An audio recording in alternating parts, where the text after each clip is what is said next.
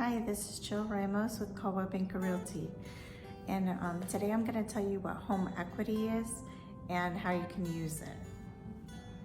Home equity is determined by the current real estate market value of your home minus the liens or mortgage that you own on your home.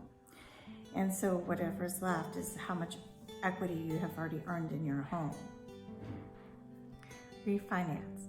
Refinancing is how you take money out of the equity that you've already built in your home and you can get cash out of it.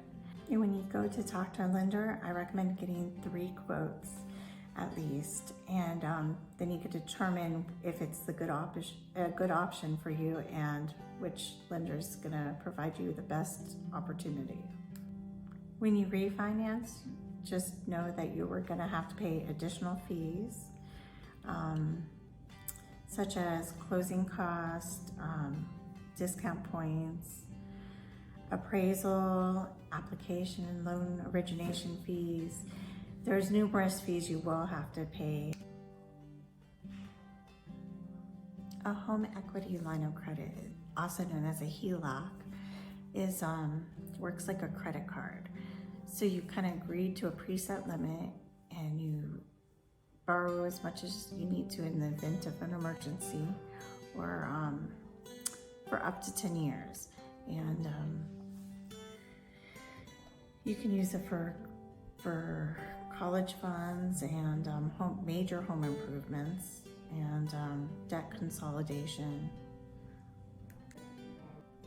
A home equity loan is also known as a second mortgage, and it's good for homeowners who want to take money out on the equity that they have earned in their house, but a lower sum of money than the refinancing. So when you want just a little bit of money, then you might want to consider a home equity loan. And also when you have a good interest rate, a home equity loan might be more beneficial to you than refinancing, because refinancing may increase or decrease your rates. And the home equity loans, they're for a shorter period of time than the refinancing, which is 15 to 30 years. Also make sure that you know if there's balloon payments, which means that you have to pay everything back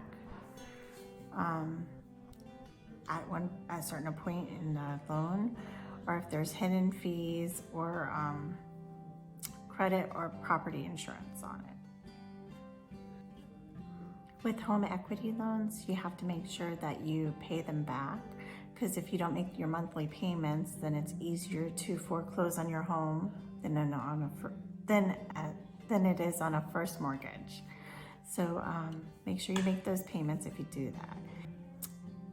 Second mortgages are good for when you need a lump sum of money, and they're good for paying off credit card debt and for purchasing cars or remodeling projects. Some credit lines have an interest rate that is variable, which means that it can change the interest rate over the term of the loan. And some of them have no cap, which means that they can go as high as they want. So make sure you read the fine print, and if you have any questions, make sure you have somebody review it, such as an attorney. I want to wish you a happy and healthy holiday season. And if you would like more information about myself, Coldwell Banker Realty, or the marketing plan that I use, please visit www.jilldreamhomes.com.